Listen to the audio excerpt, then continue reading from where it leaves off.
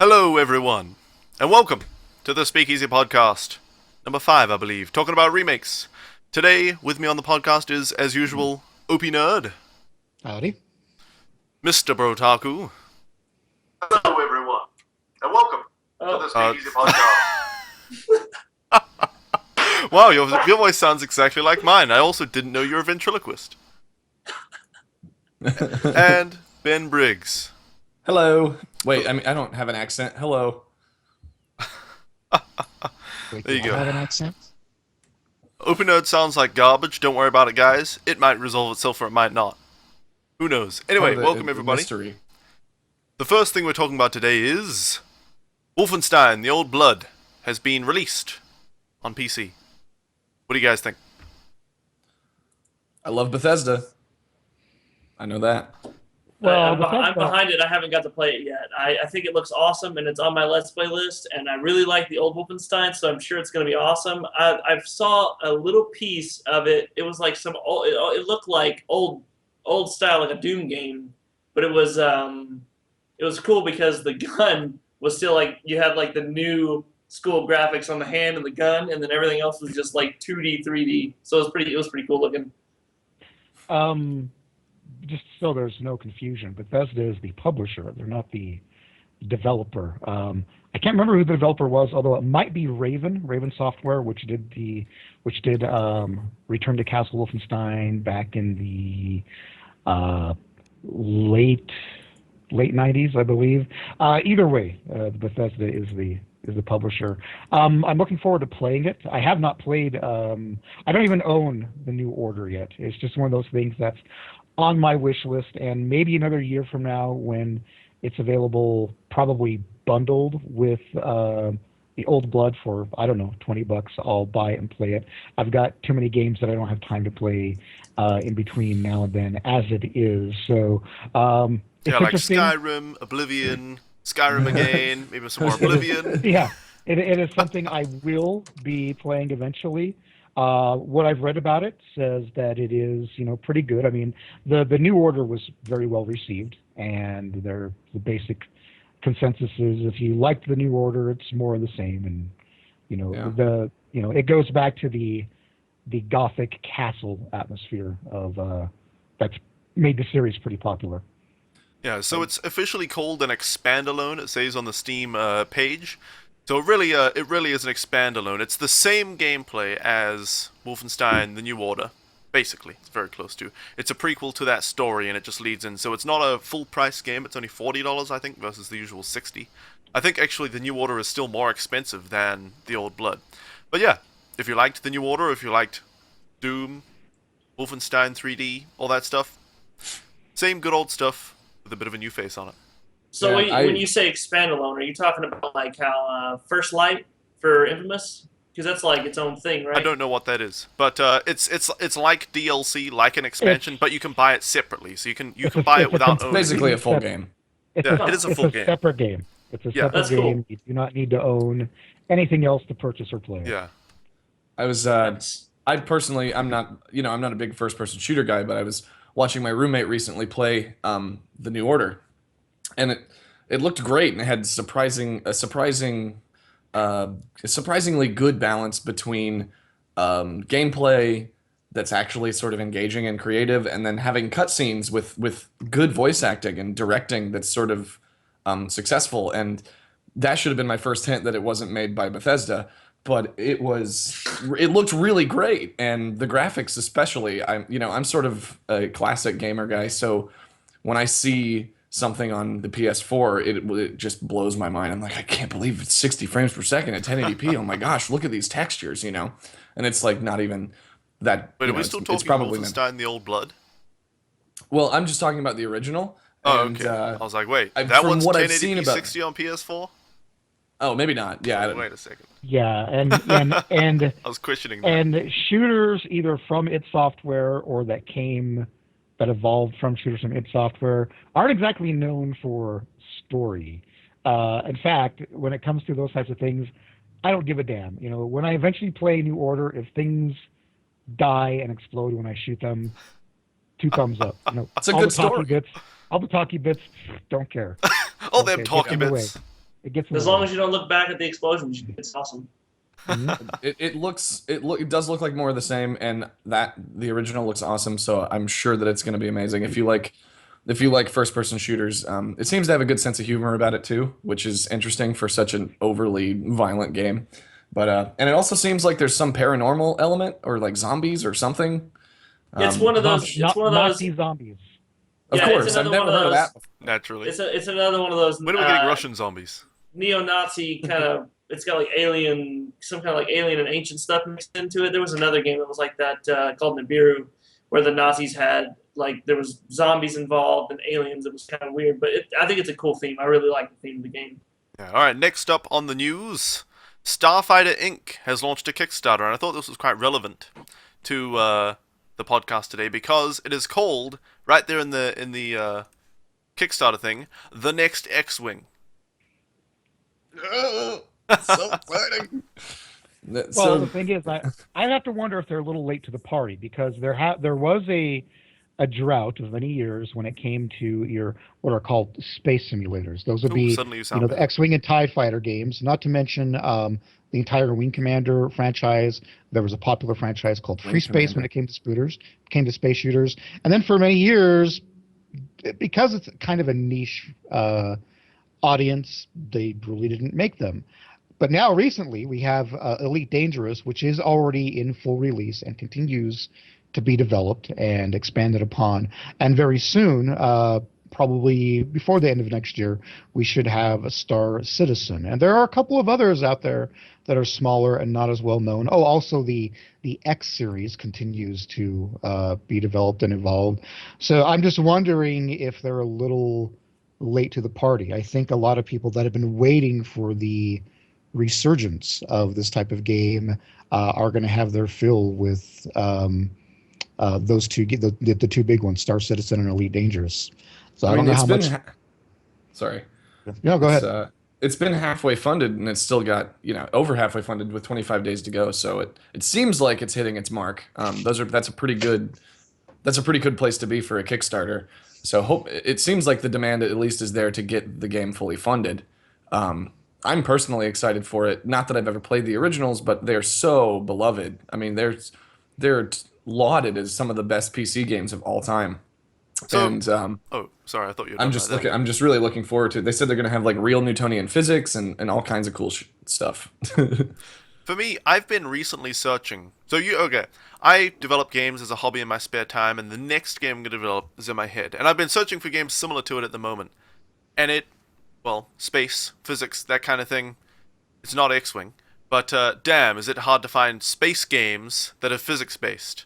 So if they say they have an X-Wing-like game with realistic physics, and it's all on 3D and first person and all that kind of stuff, there's plenty of room for it, I think. But maybe there won't be by the time it comes out. We'll have to see. They called it World of Tanks meets Counter-Strike in space. What does it even mean? But are there any dragons? No. It's like Skyrim with guns.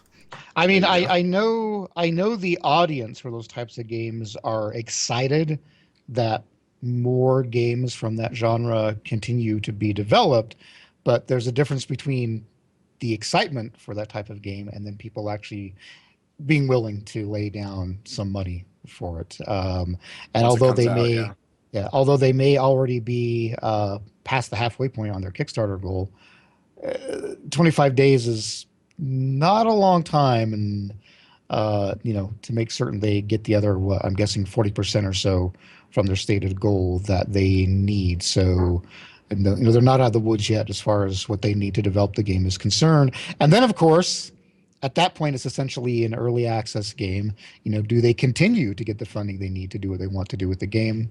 Obviously, hopefully for them, I would hope that's the case, but that's not in our I've never hands.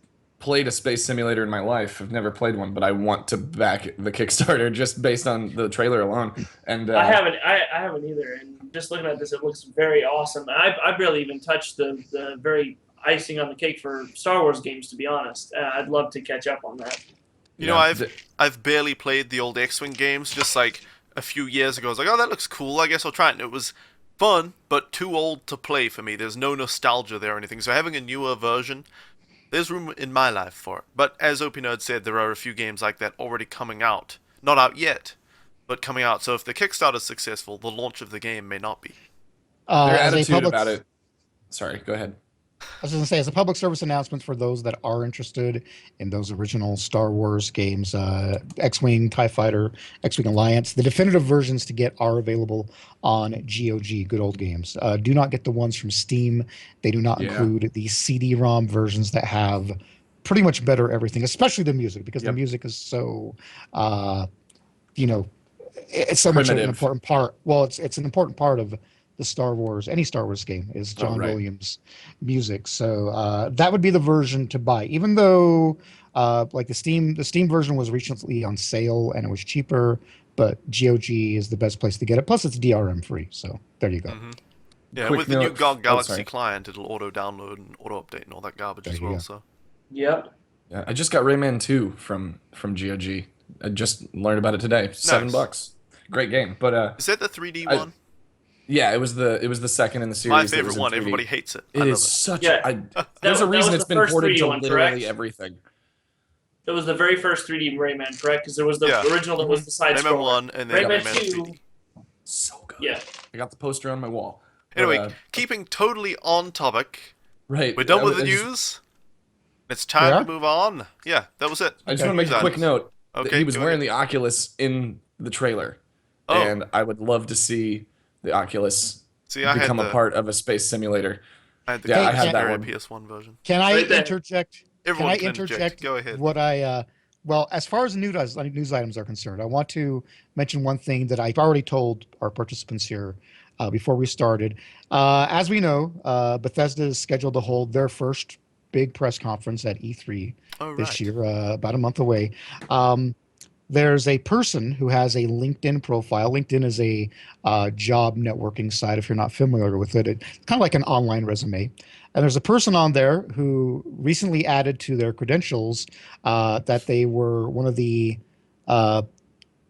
people that worked on the trailer, the cinematic trailer for Fallout 4. Now, while that may sound like a troll account, this is a real person, and this person's previous credits include cinematic trailers for two of Bethesda's other games, including Fallout 3. So make of that what you will. But if this is real, and right now there's not much reason to discredit what this guy has on his LinkedIn profile, then It would not be Fallout wise 4 to is- lie on your LinkedIn. Fallout 4, yeah, Ooh. is inevitable. So there you go. That's like lying on your Fallout resume. Oh 4. wait, people do that all the time. It's true. People do lie on their LinkedIns. Never mind. All right, moving on now. Moving on now to the topic of the day, which is game remakes and reboots and remasters and reimaginings and everything. Redos. Remakes. Yeah.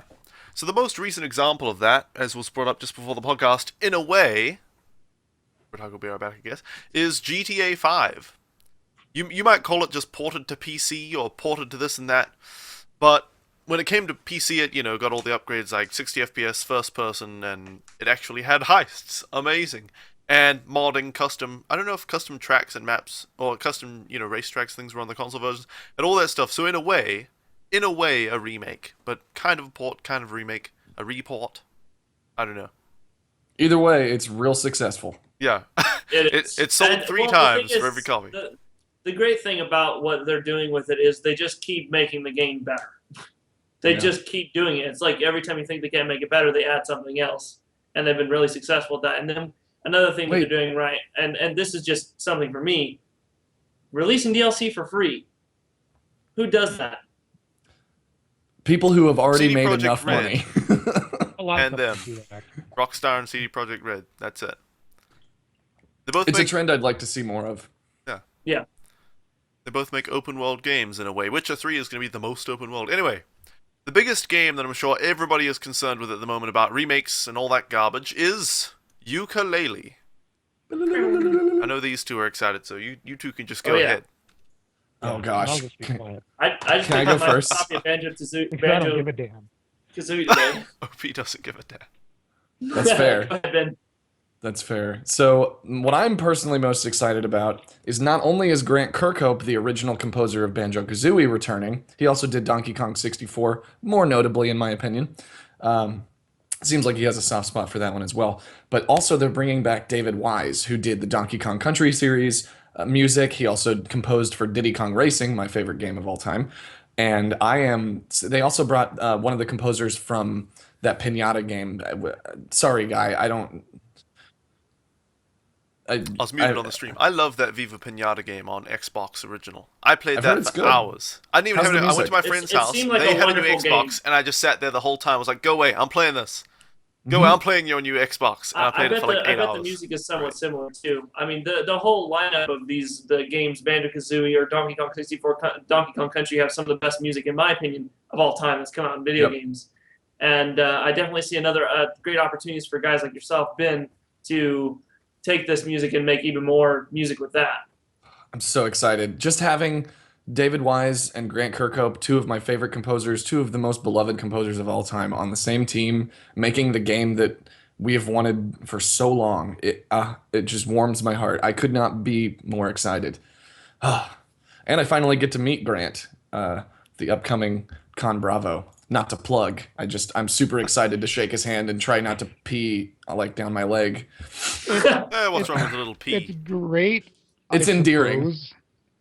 I suppose it's great that people that made the music for some of these old games of which you are so enamored are returning to make music for this new franchise. But wouldn't that be to me, that OPNerd would be one always of the with the least of my butts. concerns. It would be the one of the least of my concerns. It's the gameplay that matters. I mean, Oh Gameplay. no, You know, man! The music is an you know, absolutely John integral John part Williams of the. composes. You're talking to John Ben Williams has Briggs. composed John Williams is the only reason the original iconic trilogy is fun to music watch. for Come on. for so many movies. But if John Williams composes music for a movie that turns out to be crap, which would include episodes 1 through 3 of Star Wars, Oh, then my favorite episodes. it's still a crap experience. So I will. what Yeah, but it's what would greatly be another improved what by would be having another music that reason doesn't suck. for people to be excited about the game Okay. aside from the music? I want to be I- on Team I- OP I Nerd can't here. believe- Hold on. I Let, can't believe. let me sorry. bundle him with OP Nerd. I am super excited for the game, and it's right up my alley. I love 3D platformers, and when I first played Mario 64 last year, I was blown away. It's freaking awesome. But I am very wary about the Kickstarter itself, kickstarting the game. Like when the game comes out, like day one, I'll see some reviews, I'll buy it, it'll be great. But the Kickstarter, it's like you say, oh, yeah, they have these great people back from 1990 when they were making games. And they haven't done anything for 20 years. It's like, oh, but they I compose. mean, maybe. Do we Some know? of them Are we composed sure? music. I don't know for sure. I can't bother looking it up. Nobody's corrected me yet, though, so I'm going to keep telling it. I'm going to keep saying it until somebody shows me that they have made I mean, games. Grant's been composing music this entire time. Yeah, so. yeah, but the game And David developers Wise has have too. in their credits, they're like, oh yeah, we made all these games in 1990, Donkey Kong 64, all this other Yeah. stuff. So it's like I they wonder if haven't it was done just any because they were games. knew their I think target it's- audience. Exactly. Yeah, I think it's more of it that. could like you work said out well. before. I'm just wary about giving them my money when they haven't Yeah. done anything in so long. That's See, what I'm and talking when I about. give them- really I want agree it to be with you. successful. I think it probably will be, but Yeah. You should be cautious, but I agree that, it could. And my thing is, I gave them money not because I want the game to be good. Of course, I want it to be good, but I'm giving them money to send a message to the industry itself. like That, make more yes, of these we damn do types want of games. 3D More of these platformers. games. Yes, exactly. If- Because if- where are if the 3D Sony platforms and- nowadays? Nowhere. Yeah, if What Sony and about, Microsoft were releasing 3D that's- platformers, maybe the I'd own PS4 one of their launch consoles. title. Knack with all the auto platforming, auto jumping. All the jumping is a cutscene. There's a cut. Oh, there's a jump coming out. Cutscene. Woo! And then you can just do some brawling. And then there's another cutscene with some platforming. Now, Whoa, now it's one 3D thing platformer. I'll add to this to go with what OP Nerd said is that like I have great confidence in this game that it's going to have good gameplay, and I could be wrong on saying that I have good confidence in it, but I will say, and I know one person in the chat, Lucas, will agree with me when it comes to this.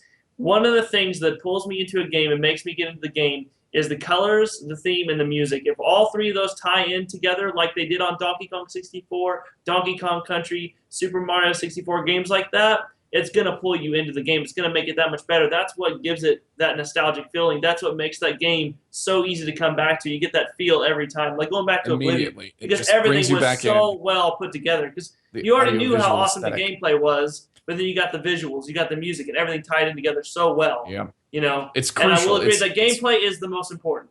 I will agree that Yeah, gameplay I mean, is the most a game is defined by its gameplay, but the atmosphere and, like you said, the audio visual aesthetic is extremely important. For me, it's half of the picture. You know, a game with a good soundtrack that fits its genre, that fits its atmosphere, is going to stick with me better than any other game. Those melodies are just as important as how the controls work, and of course, as a musician, I would say that. But to answer your question, OP Nerd, why else should someone be excited? I think the simplest answer is passion. You can tell that this is a bunch of dudes who are frustrated that they haven't, excuse me, a bunch of men and women, I'm sure, who were frustrated and have been frustrated that they weren't able to make this type of game happen, and that Banjo 3E never became a thing. And they've been frustrated about it, and that means that they wanted to make it. They wanted to make it, and they are ready. It's going to be a passion project, which makes it's going to. I feel like it's going to be like Mighty Number 9. I have no doubt that when Mighty Number 9 comes out, it's going to be fantastic. Or Shovel Knight, for example, is a perfect one where they were just fully passionate about what they were doing, and it's one of the best games of all time. And it's a retro 2D platformer. Like, so if you want a reason to be excited for the game other than Grant Kirkhope and David Wise, then I would say just look at how much they care about doing this the right way and giving us what we've been clamoring for years, ever since that stupid liar of an advertisement that hinted at Banjo 3, and then we got nuts and bolts. Conker being in Disney Infinity or whatever it is. It's like, oh, and Conker's in it, so you can I've make never the liked game. Conker. It's like, no, you can't. Conker's gameplay really doesn't hold up. Well, first of all, teasing that another game character is going to be in a game does nothing for me. I don't care. If you're not going to make another game, it's like saying, Howard the Duck. oh, guys, we're sorry, we're not going to be making Fallout 4. We're going to put Vault Boy in the new Elder Scrolls series. No, it'd be more like or Gordon Freeman will be in the next Super Smash Brothers. Yeah, There you go. That's more like. All right, Smash Brothers. everyone's happy now. No. Yeah, you have your new Gordon Freeman game. And just to remind everybody that the theme for the main theme, the topic of discussion for today's broadcast is remakes / reboots / revivals. So ukulele obviously falls, I believe, in the revival. Because so let me ask you guys something then, because I don't really follow platforms in general. For the most part, they're not the type of game that interests me. And up until the indie game scene became really big on PC, most platforms were on the realm of consoles. You know, so why has there been? I mean, I'm assuming there has been a rather vacuous space in the platforming scene up until. Recently, and maybe up until ukulele. 3D platforms. I would say it's because of trends. Why do you think that is? I would say it's trends. People got sick of them, or it's a few things. It's like the trend in the gaming industry, and that defines what publishers make. You know, Call of Duty came along.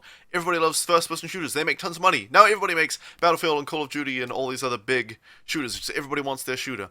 And then indie came along, and they're like, okay, we're indie gamers. We can make 2D games like Braid and Fez. Well, Fez is 3D in a way. But it's like, the technology hasn't come along. Now there is Unity engine. Now there's the Unreal 4 engine. Any indie developers is coming to where indie developers can make 3D platformers relatively easily. I say relative. It's achievable now. It's like for me, I've been developing a game, and it's a really simple 2D game. I'm the only one developing. I get friends to like do animations and stuff, but it's like a simple. It's got like not even collisions between things. Just one thing has collisions, stuff like that. That's how simple I'm making it. So indie developers have to limit themselves to what's available. So they haven't been able to do 3D platformers. And it's like it's been more difficult. It's been more expensive. Yeah, people grew up with 3D platformers. Publishers decided they weren't profitable anymore, but now we're old enough, like me, to start raging on Reddit about it. Give me my goddamn 3D platformers, you bastards. Yeah. So now the indie developers can actually make one. Go ahead. I was going to ask quickly, can you name one publisher that maybe used to publish a lot of 3D platformers that said, we're not making that much money anymore. We're moving on to something else. Well, I mean, Rareware, obviously. I was going to say Rare, yeah. Yeah, what about that was really Naughty Microsoft's Dog? decision. Naughty Dog made Crash Bandicoot and Jak and Daxter, right? It's a good one. And then they started doing less platformy, more of a, I don't know what style it is really. It's like a third-person, I don't know, it's kind of third-person adventure, action. Drake's Fortune, Uncharted, and Last of Us. Right? Yeah, they went away from 3D platformers as well. They are great games still, but not 3D platformers. Which is great, but it's also sad because I will say that Crash Bandicoot and Jak and Daxter are two of the greatest platformers of all time, and I love them. I want to just say that we've been calling ukulele a 3D platformer and referring to Banjo-Kazooie and Mario 64 as 3D platformers, but I think a more accurate definition for the game that we've been missing, this vacuum that you're talking about, I think is the 3D adventure game where you're actually it's as JonTron said, it's about the experience, it's about the adventure, it's about you having fun and exploring a colorful world. And yeah, you're jumping around on platformers, but I don't know if the games are necessarily defined by that. They're more defined by the overall experience of feeling like you're making a progression in this sort of this whimsical cartoony world. You know, they feel like action adventure games to me, which is probably a less accurate definition, but for me it feels closer to what we've been missing is an adventure, you know? For me, it's almost it's an adventure and it's about exploring a world and meeting characters and stuff like that. But it's also almost a rhythm game in the way you play, with how enemies don't become, brawling with enemies. They become, an enemy, hit the button to attack them. Just sort of walking around jump. over there. This kind of thing. It's sort of, you play it in rhythm like that, at least when you get good. Not when you're speedrunning. Get good, Scrub. That is very true. Like, when, So it's a lot of things, really. Yeah, like when I got into playing Jak and Daxter, you'll notice that like a lot of the movements in the way that the game platforms, and that's one of the reasons why I relate it to the word platform, is because that's what it is. I mean, if you look at games like Jak and Daxter or Donkey Kong 64, I know we're going back to the same ones, or Mario 64. Look at all the types of movement you can do, how many ways you can get around to things. Spyro is great at that as well. Yeah, Mario 64, how many ways could you built jump? around it. It was ridiculous. How many ways can you get each star? There's a different way to. There's more than one method to getting every star in the game. And that's one of the things that I love about it. That's one of the things that I think we're missing. And I will say that I think what happened is after we had the splurge of like awesome 3D platformers back in the day, right? And games got the focus was becoming on, let's make realistic games. Let's make realistic games. AAA this, AAA that, AAA this, and then everything you got games like Minecraft basically came out. In my opinion, about the time Minecraft came out, it kind of like changed things. It was like, guys, games don't have to have amazing graphics to be a good game. Like, why Minecraft didn't have amazing graphics? Some of us already knew that. Like, some of us already knew that, but it's like there was such a big focus on making games that had good graphics instead of focusing on the gameplay. You know what I mean? It's like you said a while ago, OPNerd, gameplay goes first, not music or graphics. Gameplay comes first. And that's where a lot of the industry has been lacking. And I think that's one of the things that people love about the industry now is now that people have been, that passion that Ben was talking about, that passion is coming back. And that's why you see a lot of these awesome games like Ori and the Blind Forest. I saw this game the other day. I mean, it's like this super artistic, really fun platformer, 2D platformer. It's great. It's a wonderful game. You could tell there was a lot of passion put in that game. And that's where my respect goes, because you could tell how much they wanted you to just enjoy the freaking game. It wasn't about, hey, let's make it realistic, Yeah. And that's where my respect comes from, especially for the people making ukulele. I expect that from them. In order for ukulele to be good, they need to design it around the main gameplay element, the same way Mario 64 is specifically designed around the levels. The level design is specifically made because of the controls and the things that Mario can do. Banjo-Kazooie, the levels are specifically designed around the collectibles, and it begs you to 100% it. And I think if they stick with that, and I actually want them to sort of move away from Banjo-Tooie, which was a little overwhelming, and the same with Donkey Kong 64. It was a little overwhelming. It wasn't quite as obvious which way you were supposed to go to collect everything. Banjo-Kazooie felt like it was kindly leading you, but it wasn't grabbing you by the wrist and pulling you along. It showed you where you were supposed to walk by putting a line of music notes, and then you would naturally discover the rest of the level. And from the very beginning, it begs you to 100% it as you go along. So I think if they want ukulele to be successful, they need to make sure that the level design is designed specifically around the core gameplay elements, which is, I'm assuming, is going to be collecting. But I would love to see them also experiment and do more things like Mario 64 and giving you more freedom, more options. Because Banjo-Kazooie, the controls are very limiting. You can't do anything extra with your different jumps and moves. You can only do what the game is meant for you to do, what they want you to do. Whereas in Mario 64, they specifically give you the ability to completely break the game. There's stars where if you just use the first-person camera, you're like, oh, it's right there, and you can just jump over to it and skip an entire series of things. They did that intentionally. I would love to see ukulele experiment with more of that instead of just the collect-a-thon aspect. So before this podcast continues, well, it's already, but lest this podcast continue to just be the ukulele podcast, we're going to move on now. I'm so excited. I'm sorry. I know. I'm excited too. we'll move on from that and mostly away from 3D platforms and things. We've covered a lot of it. On to the next game we want to talk about, Black Mesa. Yes. Exciting. Absolutely. This has been. I feel like this has is been a more up project OPNerd's alley. that's been out for a while, and I'm really excited for it because. Go ahead, Obi. No, I want to hear your finish. thoughts on it. Well, no, I was just going to say. No, I was just answering Ben.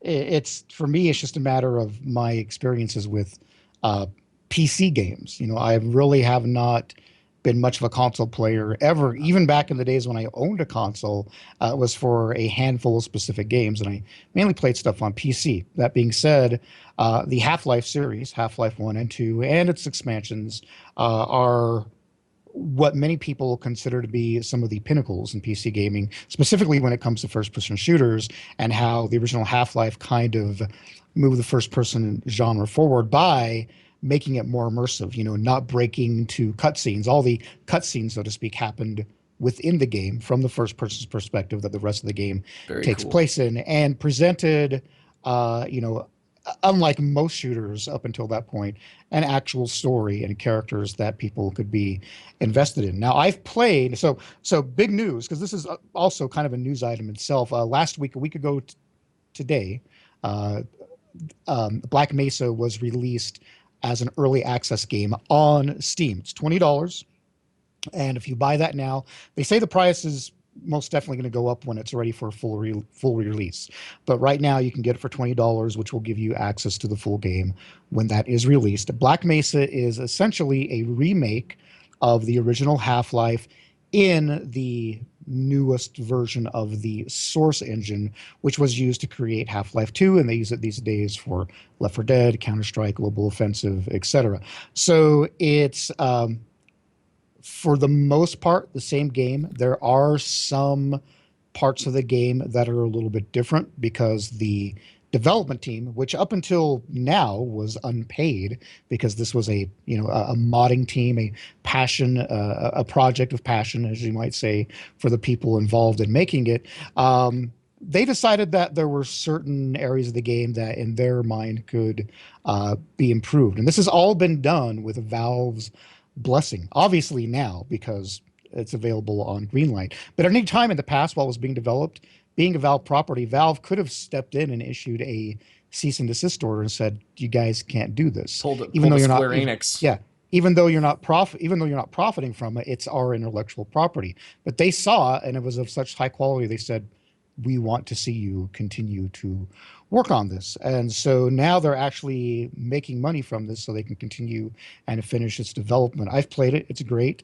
Not the early access version. You can still get the free version, which is no longer going to be updated from the ModDB page for this project.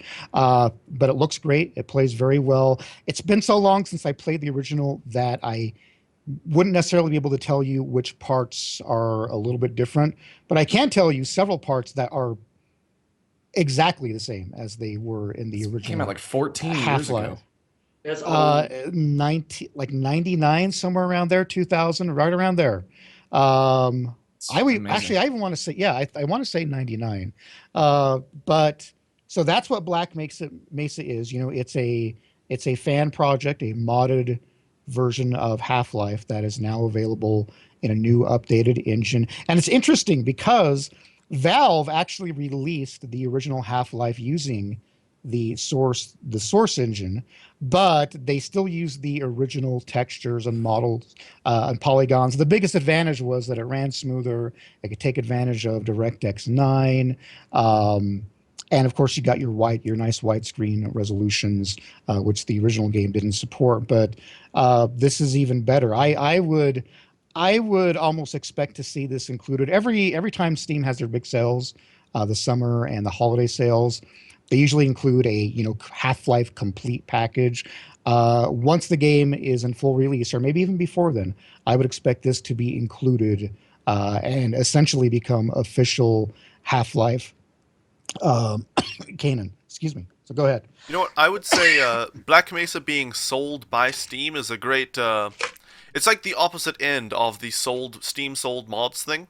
You know, when they announced that for Skyrim and all the garbage mods Yeah. went for sale, it was like, you can buy one sword for $1. It's the worst deal ever. And then there were all the troll mods and everything. But that's the kind of thing people were seeing and people were trying to sell. It's like the opposite end of that spectrum is these full remakes of games made by random indies in the game's Yeah. engine. So that's Feels things like a gesture of goodwill. Yeah, it's like Skywind when that olive comes branch. out. Oh my, Skywind like if that could come out as a standalone. If Bethesda would take the same approach as Valve just did with Black Mesa, we could see something amazing. Yeah. We Yeah, really we could could. see some finished games. Wow. Yeah, it really That'd be opens up the crazy. door at the other end of the spectrum for We just people who care about the games. Not the publishers who don't know if there's money in it, but the people who want them can just make them. It's like, I want Morrowind in the new Skyrim engine with all the actual good combat and everything, so I'll make it. And then Bethesda and Steam will sell it for me, you know? Yeah. Awesome. that right there would be like the best news all year if they were to announce that right there. That would be ridiculous. And imagine all Yeah. the Reddit trolls who will rage about it. They'll be like, oh no, paid mods are back! Paid mods! No! Which, So it's got. Oh, sorry. Go ahead. yeah, Black Mesa was originally called a free mod, and the developers even said repeatedly, we're not going to sell this ever, it'll always be free. I don't hold it against them that when the opportunity came along, they're selling it. They probably should didn't sell have it, in any my choice. opinion. It was Yeah, either they did. shut it down or That's the sell it. point. They could not sell it, so they said they wouldn't, because it's like, oh, we can't imagine an opportunity to sell it. Now the opportunities come around. They probably wish they never said that, but I totally agree with them. They should. If do somebody's shouting "sellout," they're not the right audience anyway. If I had to bet money on it, I would bet against Skywind and Skyblivion being standalone games. I What do you do mean, not see that happening. The blessing Well, of Bethesda? Well, I mean, They may be sold. Black Mesa is a standalone game right now. Even though it's available on, well, it's kind of different now. Valve has all of the source engine requirements available freely for download, and you can tag if you make a mod that requires those things. You can simply tag your project saying, "Oh, these binaries are required," and they'll download along with the mod. Right now, Skyblivion and Skywind require that you own Skyrim, which has the base engine that you need to play think you're these right. mods. And I'm sure while it's entirely possible to package them as standalone mods, that was my point. I don't see that happening. I think there'll be mods I don't think they will ever be charged for because of what happened with recently, 2 weeks ago with Valve's attempt at monetizing the user-made content, starting with Skyrim because of the way that happened. I don't see them doing that with any of Bethesda's older franchises, and maybe for the most part with any existing older franchises. That will be something I think that'll happen moving forward. So I think it doesn't mean that they're not worthy of things included in this discussion. They are remakes. They're fan remakes. They're not officially sanctioned, so to speak, by the parent companies that own the intellectual properties. But yeah, in a way they are, though. I mean, Bethesda's very supportive of the mod community. I think that's the biggest reason they're not going to be released separately, because Bethesda knows the reason Bethesda's so supportive of the mod community is because they know it sells copies of their games. That keeps the price of Morrowind at $20 instead of like $5, because there's a reason to play it still. There's a reason to download Skyrim if you didn't like it vanilla, because you have this huge community of mods to make it any game you want. And I think the reason that Bethesda supports the mod community is because they know it drives sales and they don't want that to stop. So they probably wouldn't allow it to. I think you're on point. I don't think they would allow it to be a standalone game.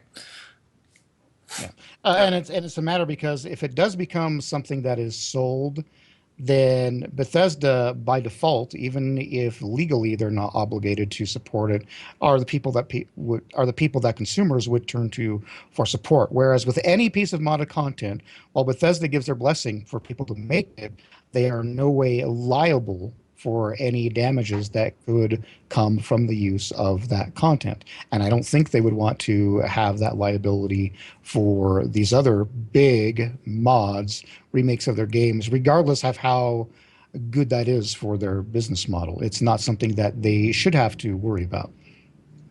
Yeah, I think this kind of thing, while it'll open the door, it won't be until another game comes out, or if it's on standalone engines. Like Yeah, like it's just made on the source engine. It's not a Counter-Strike mod or anything. So certainly Skywind won't be sold separately necessarily. It may be a paid mod. Probably not at this point with how the reaction went.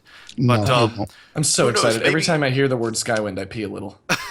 the next Elder Scrolls game, by the time that comes out in 20 years, maybe they'll offer some kind of standalone modding or standalone engine. I don't know. With the number of developers that are selling their engine now, giving away for free, like Unity you can use for free. There's a pro version. You This can could use the set a Unreal Engine precedent. for free. You can use the Unreal. source engine. Yep. So how many publishers are gonna say, "Oh no, we can't use our game," and how many others will go, "We can't let them use our engine," and how many others will go, "We could make money just from our engine. We don't even have to make games anymore. We'll make games still, but we could just sell the engine as well. It's genius, more money." So. Moving on from a user-made, remake to one that certainly has the sanction of the company that created the IP because they're the ones that are publishing it. And I'll have to leave this to you guys because again, I have no experience with on it. Can I just share one more thing on Black Mesa? I'm so sorry. Sure. As a musician and a composer, video game composer, I want to get into this real quick. The composer for Black Mesa, doing all new music, Joel Nielsen. The entire soundtrack's on SoundCloud, and it's a free download, so you don't even need the game to get it. You can download it right in a zip file straight from their servers. And he utilizes distorted bass guitar, and I think that's really unique. You don't hear that in video game soundtracks a lot. So check it out on SoundCloud. Joel Nielsen did a great job remaking all the music, doing his own thing. I think it's all new compositions, so really cool. That's very good. The original Half-Life soundtrack was good as well. Anyway, so Last of Us Remastered. And you guys will even have to explain to me what the differences are between this remastered version and the older one, because I never have and may never play them if they're console exclusive. So I don't know. I think it's just better graphics. Yeah. Really, I mean, all they did with Better this graphics, remake, better this running. was better graphics. It Can we say updated what to the 60 remake FPS. is? I don't Oh yeah, think we Last actually of said Us it. Remastered. There we go. Yeah. Now we can talk Yeah. about it. Yeah. Okay. Sorry about that. Yeah. They I thought I updated the mentioned graphics. They made it look better, obviously for the PS4, because PS4 is obviously a little bit more powerful than the PS3. And then they updated to 60 FPS, and they included the DLC. That is pretty much the package. I mean, there wasn't much that went into this. I mean, it is technically a remastered version of a game, only released a couple years after the original release, but definitely a game worthy of a remake for PS4 because, in my opinion, best story game on PS3. But then again, I haven't played Uncharted, so that might not be fair, but it's funny because it's made by the same exact company. I think The Last of Us Remastered is an interesting remake. I haven't played it myself. I've seen some footage from it on YouTube, but it's interesting for the reason it was remade. Other remakes like Skywind remaking Morrowind, a game that many people didn't play, a long time after in a better engine so that there can be better combat and better this and better that. In the end, The Last of Us Remastered is the same game. It runs at 60 FPS and it looks better, but it's the same game. They didn't change really anything. But they made it a year after the original one came out, just because it's like a unique reason. Just because the PS3 wasn't that successful, and the PS4 was massively successful comparatively. So all these people went from Xbox 360 to PS4, having not played The Last of Us, one of the best games of that generation, so people say. So it's a unique reason saying, oh, a lot of people just didn't play it last generation. Release it again. I don't It know, also because solves to me, the backwards compatibility problem for that Yeah. game. For that To me, one game, anyway. the primary reason that this remake was made and several other remakes have been made is milking the cash cow. It's like, we had a very successful game, and maybe the numbers for sales weren't what they would have wanted, because as you mentioned, the PS3 didn't sell as well as I'm sure Sony had hoped. So you take basically the same property, spruce it up a bit. I No mean, extra yes, design there has was to go some- in. Yeah, there's no like new story content, no No new voice areas acting to explore, redone. stuff like that. Right. That's so the expensive thing, voice acting. a minimal amount of money was spent to put a fresh coat of paint on this piece of content. Did we lose No, MrBrotaku? On he's my end, it just says we did. he just suddenly switched to holding his camera right up to the screen and not saying anything. Okay. And change Gotcha. the aspect ratio of his Completely webcam. motionless. Oh, his computer decided he wants to update now. That's what he said in chat. So anyway, so I think many of these remakes, again, which is what one of the things we're talking about, are simply the same game with a fresh coat of paint. And there are probably many more examples that I'm aware of, and I am aware of some examples. Fairly recently, the Halo Master Chief Collection was, a remake of the previous games in the Halo series. And I know it's particularly a popular thing to do on the consoles. As a new console generation is released, developers and publishers say, hey, how can we take an older game, release it for the new console, and make more money, with, again, a minimal amount of effort. That's one of the things that bothers me and concerns me about this business. And That was actually what I wrote in my notes. Was this kind of seems like a cash grab? yeah, exactly. But they're gonna do it. You know what it reminds me of? It reminds me of Resident Evil 4. When Resident Evil 4 first came out on the GameCube, the CEO or the main developer, the guy at the top, I don't forget whatever he's called, the executive producer of the game, specifically designed it to show off the technical prowess of the GameCube, and it was specifically designed for the GameCube. You can buy copies of it that say only for GameCube. And when they saw how successful it was, Capcom said, no, we're porting this. And he said, no, I agreed that I would never do that. So they fired his ass and ported it to everything. And those are some of the worst ports you can play. The PS2 version is a mess. It's just garbage. The PC version is, to this day, one of the biggest jokes in port history. But they did it for the money. And that's what happens when you get something that's so super successful. All of a sudden, there's other vested interests. People are trying to get a piece of the pie. And yeah, I definitely think that while The Last of Us is a great game, and I want to see people play it who haven't played it before, and I'd love to see it in HD or an upgraded HD, whatever you want to call it. There's definitely, I would say probably about half of the motivation is the fact that they know they can sell it. I would and say they want the money. much more than half of the motivation from the publisher's standpoint. Yeah. There would have been fan pressure and things like that, and they're like, oh, we need to make tons of money. Incidentally, we can get good PR from it. It's like, oh, and also we'll be pleasing people. Oh, that's nice. Goodwill, that's not worth anything.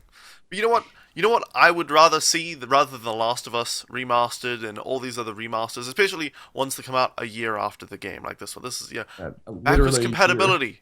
It's one of the things that Nintendo does right, and I despise Nintendo's business practices for the most part. I love the games they develop. I have a Wii U, great, but damn, do they have a terrible business strategy. And, well, maybe with the new thing they won't. But just give me your backwards compatibility, please. Yeah, I wish that Nintendo would extend their backwards compatibility for more than one generation. Like, when they phased out the Game Boy Advance, I was like, so mad. Well, that's asking a bit.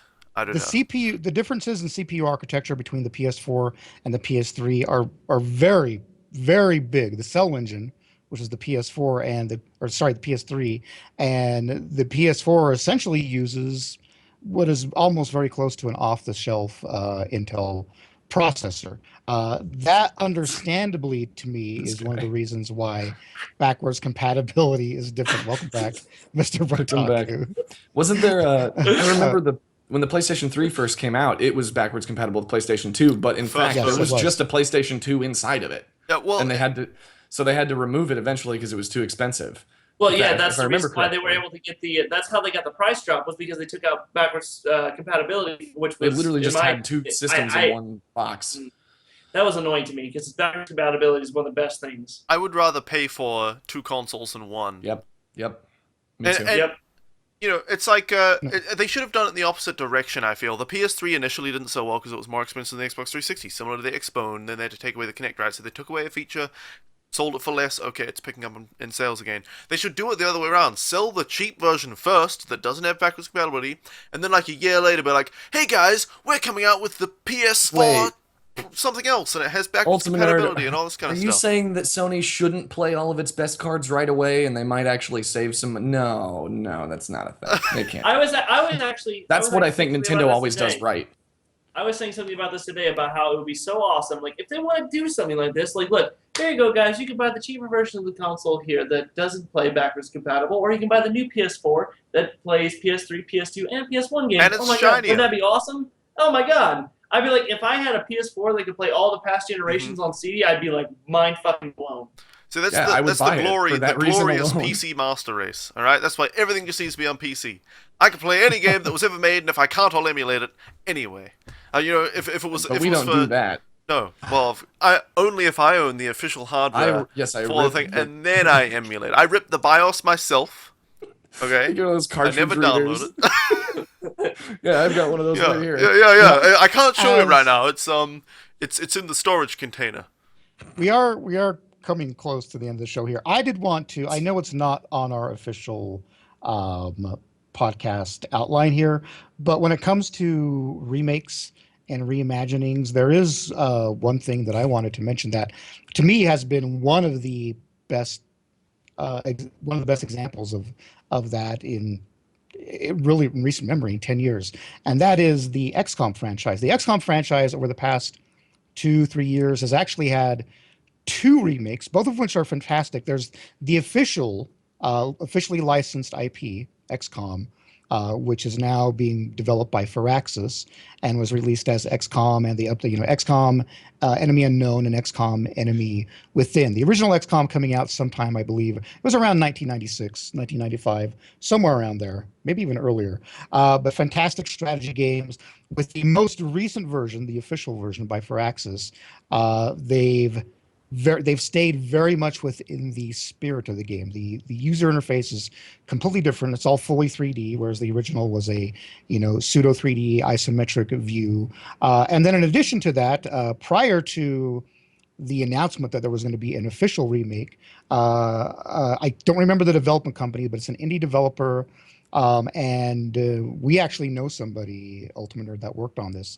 Indie. The broadcaster Indie. He worked on this for a while. The game called Xenonauts. Xenonauts was essentially a remake of the original XCOM. They still used the 2D graphic isometric view, but they took everything that was broken with the original XCOM, including the AI, fixed it, added a bunch of new features, made the user interface a lot more user-friendly, and that has done well. And although the flashy new officially sanctioned remake has done well and made a lot of money, Xenonauts, as a little indie project, has done quite well. And that's the type of thing that I like to see, because they both stick to the spirit of the game. They understand what it was that people loved about that game, and they took all of those good things and added their own little twist and flavor, got rid of the stuff that didn't work, and said, here you go. And I think that is one of the best examples of a remake or a reboot of a franchise that I have ever seen, maybe will ever see. All right, I think. Do you guys have anything specific to XCOM to talk about? Either of you two? No, I was gonna ask something else. I'd like to hear what remakes or reboots that you guys have seen. Okay, yeah, I've got a fun one. We'll make that part of. We need the final words here. So, Okay. yeah, we've got 5 more minutes left. So, OPNerd, MrBrotaku, and I'll take like a minute each to That talk was about. mine. Well, there you go. Take a minute. Talk about the key thing about remakes and stuff, and then Ben Briggs, you can have a second, since you're the guest, to talk about your stream and stuff, as well as final thoughts on this. I get Anyway, to for plug? me, yeah, you get to plug. We don't. Only Yay. you. Only the guest. Anyway, for me, the remakes I care about right now, and I still can't play, are on the PS3. Kingdom Hearts 1.5 and 2.5 HD remix. Because good gravy, Kingdom Hearts, my favorite game ever. And 1.5 is the best kind of remake, where they took Kingdom Hearts 1, they took Kingdom Hearts Rechain of Memories, and Kingdom Hearts, I don't know, was it Birth by Sleep? And they put them all in the same game. To be fair, Birth by Sleep was only cutscenes, but they remade all the cutscenes from that game. They remade Rechain of Memories again, and they remade Kingdom Hearts 1 and put it all into one game for one price on the PS3, and then 2.5 is the same thing. 3 games, which were all on different platforms, remade in awesome 3D on the PS3. Oh my god, I need those games. And my friend has them. I'm gonna go play them this weekend a little bit. Yeah. And by the Nice. way, I would just like to add on that I know I've never played them, but I know they are very beloved RPGs. If they were ever available on PC, I would be all over those. Mm-hmm. Oh, absolutely. Just for the novelty alone. All right, for me, one of them that we didn't mention that I think is a wonderful remake was when they came out with Super Mario 64 for the DS. That was a cool remake because not only did they come out and remake the game, they added more characters and stuff to the game, which made it really fun. Another thing too is I was actually going to mention Kingdom Hearts because I have been waiting a long time to play this game, and I bought 1.5 and 2.5 HD remakes to play them soon, and I cannot wait. I cannot wait. I'm a huge Disney fan, and this role-playing game looks amazing. Can't wait to get my hands on it. And as far as remakes are concerned, the main thing that I look for in a remake is what I think. It's the exact things that we were talking about a while ago when it comes to ukulele. It has to do with if you're gonna remake a series or you're gonna revive a series, you got to keep to the spirit of it, and you got to keep focusing on making the gameplay good. And one of those things that goes into it is just the passion. The passion is the biggest thing to me. When you can see that passion being put in the game, you just know that people are going to put their full effort into the gameplay aspect, and then that's going to spread through the color and the theme and the music and all the other things. And when I see that, that's one of the things that I'm looking forward to about ukulele. Just is that call it it's gonna, Banjo I feel 3. like it's going to be there. I feel like they're going to do it right. Banjo-lele. I was about to ask That's- you if you saw that from what they've released so far, if you got that feeling that they. I really did. I mean, the logo's literally a a ripoff of the Banjo logo. It really is. You saw It's the like a middle logo, finger okay, to artwork. Microsoft. Um, Sorry, go ahead. The thing that caught me is because I'm a huge fan of Donkey Kong 64 and their music, and whenever as soon as I opened it, the music hit me. I was like, "Oh man!" It just Yeah, blew me no, away. it's so I was true. absolutely it hit Goosebumps. me hard. Yep. Goosebumps. All right, so And the Ben? graphics. Okay, well, first of all, thank you for having me. This has been a blast. As far as final words on remakes, I just wanted to quickly mention one of my favorite instances of a remake. It's a port, but it's a completely different version of the game. Gradius is a popular shoot 'em up franchise, known for being notoriously difficult arcade games. And there is a version of Gradius 3 on the Super Nintendo, and that was I a had that. time, yes, I and had that that. was I a played it. time where the arcades were very far ahead graphically and things like that. You know, I mean, arcades have always been miles ahead, but that was a period where there was a very large disconnect between consoles and arcade because arcades were getting better so much faster and consoles were sort of riding on the 16-bit era. So you have this version of Gradius 3 that runs like crap. I mean, it is just slow, like so much slowdown, but that actually makes the game possible. Playing the original Gradius 3 on PlayStation 2, like the actual arcade version, I mean, I'm gonna say I'm 99% sure it's impossible.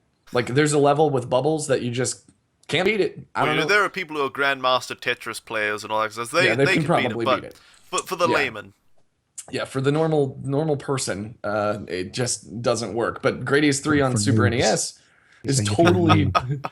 is totally different, and it's more playable and more enjoyable because of the slowdown. So I always thought that was kind of funny and cute. But so that would be my my instance there, and I'm super excited for Skywind. And then right now, I just want to say, what a time to be alive. We've got not Sonic in the crowdfunded Freedom Planet. right? We've got not Mega Man coming out with Mighty Number 9. We have Shovel Knight, which is essentially a love letter to all those old games. And we've got the new one, Bloodstained, which is basically the spiritual successor to Symphony of the Night. And now we've got not Banjo-Kazooie. All I can say is power to the people. I support crowdfunding 100%. And if it means we get the games that we've wanted that the AAA industry is too afraid to give us, then I am 100% for it. And I cannot wait. And even if these games suck, which they could, but if Freedom Planet and Shovel Knight are any example, they're probably not gonna. Even if they're terrible, it's the principle of the matter. It's showing people that $1 million in 24 hours means, yes, we want 3D platformers. We want the adventure and the whimsy back in our games. So, Or we want your $1 million. I mean, it could be that too. yeah. It could- Well, publishers don't, but I mean, hopefully not. No, I'm but- talking about from the gamer's perspective. Yeah. We Okay. want that genre. That's why they made $1 million in 24 hours. But I second that. a brief bit about myself. We'll just get it out of the way. I am a full-time musician. I'm a video game composer. I am an internet personality. I go to conventions. I give panels on things like making music for the first time, following your dreams and building an online following. I do these sorts of things. I'm a DJ, a producer. I remix video game music. I started at OC Remix, the good folks over at Overclocked Remix. I'm now involved with Game Chops. And I do live stream. It's absolutely my favorite thing to do with my free time. And I will be streaming after this. I don't know. And I'm be probably going to play hosted some more. on the channel. Thank you so much. And I'll probably be playing some more Freedom Planet just to go along with the theme because it's very much a revival of the classic Sonic. And so far, it's just been amazing. So if you want to check out anything that I do, it's at benbriggs.net. All my music is free. Name your price because I would just rather you have it. If it strikes a chord with you, pun intended, just, have it for free. It's yours. If you want to donate, then I appreciate it. It took you a second. But thank you so much for having me. This has been a blast. Well, thank you for coming on. Great guest. Thank you, OP and MrBrotaku, for joining me once again. And thank you, everybody, for hanging out. The podcast will be back next week. For now, we're going to... Oh, I should mention the podcast is available on YouTube right after it comes out on Twitch. So if you guys miss it, you can watch it there. And I'm going to host... One thing I really need to add really quickly. A lot of people have been asking me because I haven't been streaming recently. The reason being is that I have been composing the music for Fallout 4. I just wanted to get that out there. So. Yeah, all right. Because I too have been. I also I'm a musician. Oh, it's on your LinkedIn. OP's been busy at Troll doing a level School. design. That's why he hasn't been streaming. Anyway, guys, I'm going to host Ben Briggs, and we will see you all. Well, Ben Briggs will see you in a few minutes, but we will see you all next week for another Speakeasy podcast.